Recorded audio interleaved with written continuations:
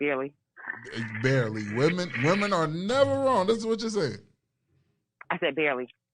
Barely. But when you are wrong, right? Mm-hmm. Why is it so hard for y'all to apologize? Once again, I can't speak for other women when it comes to that. Because if I'm wrong, I have a problem saying that I'm sorry. Well, you got it. You got it. You're right. You got it. Well, let's see, man. We gonna have to get other girls in this. We gonna have to get them into this chat or even on the podcast right about now. So all the people out there listening, you know what I'm saying, call into the podcast, especially you ladies. We want to hear from y'all. 704-762-1452. Call in because we want to know why is it so hard for y'all women to apologize. Like there's always the I'm sorry for doing this, but there's always a key but at the end of that situation. So call in 704-762-1452. Call on in. Mima, we thank you for your time. I'll see you later. You're welcome. Peace. Bye. Hey, what's going on? Pull up to the table. Go ahead. Pull up to the table. Throw your headphones on.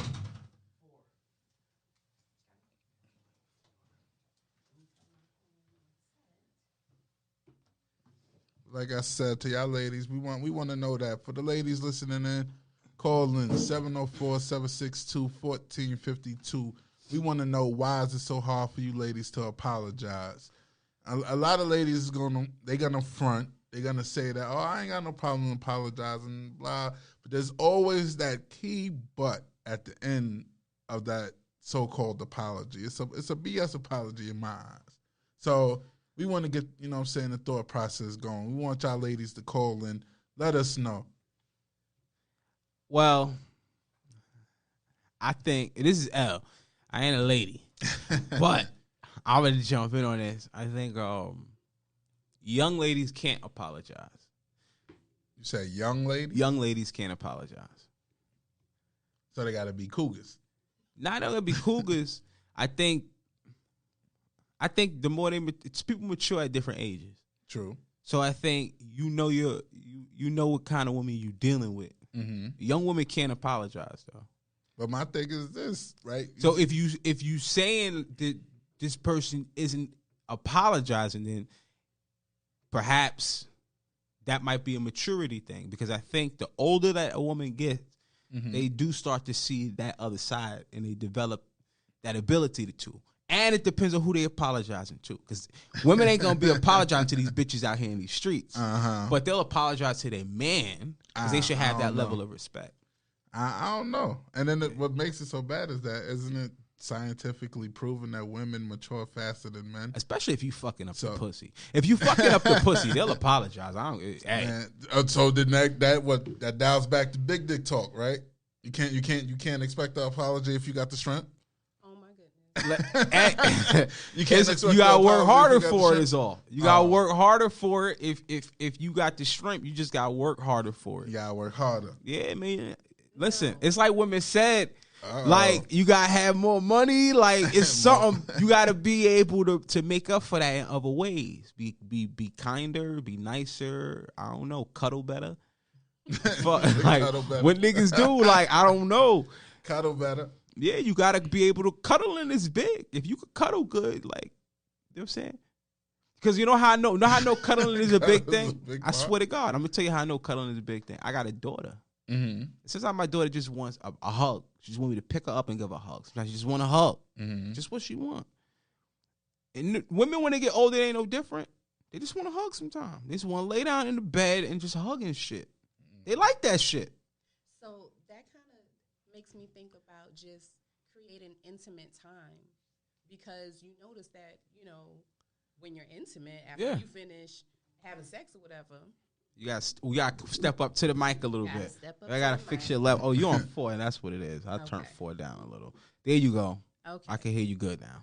So you notice that, after you finish having sex or whatever, if you stick around long enough to have some cuddle time, you might do some more talking. You might do, start expressing yourself a little bit more. So you're not going to always get that apology in the argument. You're not going to get that apology in the argument because everybody's in their feelings at their time, at that time. But if you allow for that moment, that intimate time where she can feel like she can be vulnerable and you can be vulnerable, if everybody can own up to their stuff, it makes it easier to apologize. I mean, if you love somebody, you don't want to hurt them. You know what I'm saying? Right. I just had a caller on the line, right? Yeah. And she said that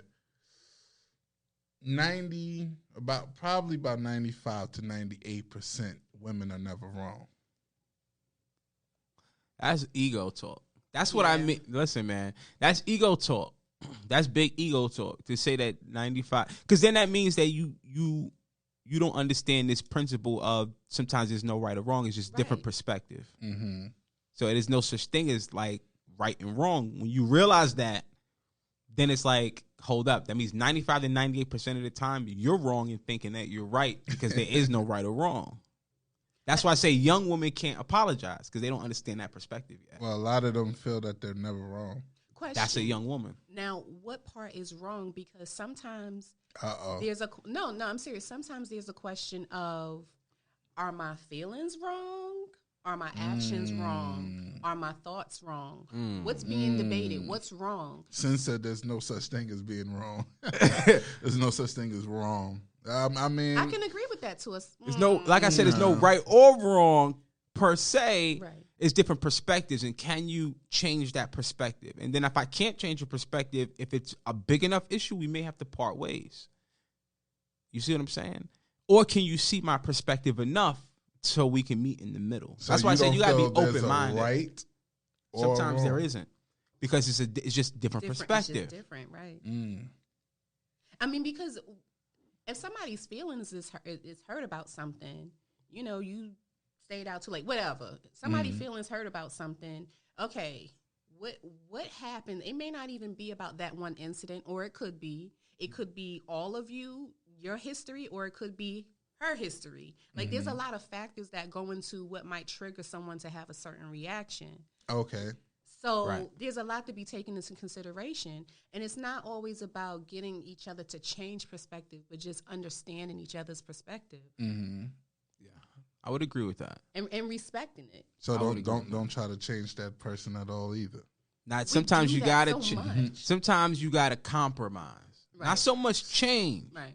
But you have to compromise. That's a key word. It is a key word. Yeah, compromise is big. But it's never really there. It's a key word. Listen, that sounds like trauma. If compromise isn't there, then that other person is not being open-minded enough, or they're just not willing to compromise on that issue. And that's a fact sometimes. They're not just willing to compromise on that. Sometimes it's just not the right match. That's a possibility. Compatibility is highly underrated. Some people feel like you can make it work with anybody. You can't make it work with just anybody. There are different. That's deep. There's different factors. So all right. So let me ask you this, because I agree but disagree at the same time with that. Do you think that two intelligent people can make anything work? No. It's like, you're a human. Why can't a human, if two humans want to make something happen, why can't they figure it out? So you may be able to, well, we all have our own intellect. So I may have my ideal way. Some dumb motherfuckers. I may have my ideal way to make it work, and you have your ideal way to make it work. Sometimes that just doesn't line up. It's not in alignment. So that's where compatibility comes into play. And that makes sense. I mean, I just think the opposites always work the best to me, because it's like the opposite pulls out that side that you don't really want to show. So it's like you pick what you don't want coming out of you, but you don't mind it coming out your partner. So it's like they pull it out of you. You know what I'm saying? So that's the way I look at it. I don't think it works. I think when opposites get together, it can work, but it's only working fun for the time being. I think it's only working because the party that's less dominant is just passive. And it creates and they just let it. They just like, codependency. all right. Like, I think there has to be a healthy balance of it, though. A healthy balance of that, because we're, as partners, whether you're business partners, relationships, friendships, like, we're supposed to be able to, I mean, I look at all partnerships as business, and if you want it to be a healthy business relationship, or just a healthy relationship, we need to be able to support each other, lift each other up, you know, where one is stronger, the other one is weaker, or... And it doesn't have to be that way, but we're supposed to be adding to one another, period. If you're not adding to the situation, is it productive? But my thing is, aren't you supposed to come, like, before you enter any relationship, aren't you supposed to be coming with your shit together pretty much? You supposed to have yourself together before you enter this relationship. There's levels. We're always evolving. So you can meet somebody and, you know, you can feel like you have your stuff together in that moment, right? But Syn said we being soft right now. We all hung over. So yeah, we are. We turned up last night. Well, listen, what's her motherfucking ETA? Ask her that. What is she talking about? Get your ass in the studio, goddamn it. Why you want to talk shit on the live? Get here. And y'all don't have to soften it up for me. Oh, I ain't softening. I'm trying to get my live working for the group so they can see this shit. I'm not softening it up. Go ahead. Keep going. That's what I was saying. Nah, but like I said, I mean, women. I don't know about you guys sometimes. Not gay. Please don't think that part about me, but. Oh shit! Who called you gay? Nah, I'm just saying, because you know when you know how it is when you got them guys out there that just like to bash women all the time. What do you really consider them? You know what I'm saying? To me, it's like, all right, my nigga, like you bashing them so much. Do you really enjoy pussy? Like, do you enjoy getting your nut off, or would you rather your homeboy that you hanging out with 24/7 to suck your dick? Oh my goodness! I'm just saying, like that's the way I look at it. For these guys out here, like, because you got guys who would really want to chill on the block with their homies before they even go home today. It's trauma. Listen, man, we all been through some shit. Right. We can't keep accounting on trauma, okay? But if you never deal with that shit, if you never deal with it, it just keeps coming up. You can bury it for a little while, but it's going to come up. There's always going to be opportunity to correct it. Okay. And it's gonna keep coming up until you have dealt with that issue. You want to know how I deal with my Episode trauma? 112. What? I'll bury it with my face as a vagina. Okay, that's how I bury my trauma there. But that doesn't solve everything. That doesn't solve it.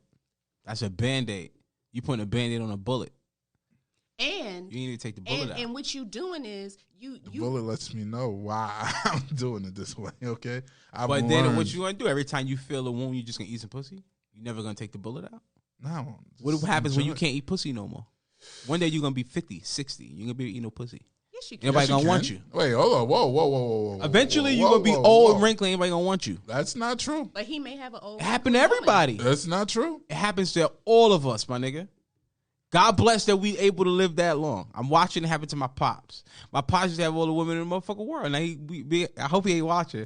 But like, we be talking right now. Like, man, like it's hard to get pussy now. Man, listen, my pops still get it. So that's what I was saying. Listen, I guess it's just how old is your pops? Genetics. He said genetics. Let's see. My mom. I don't want to say my mom's age on the live. So my pops got to be at least 62. Okay, one day he gonna be 70.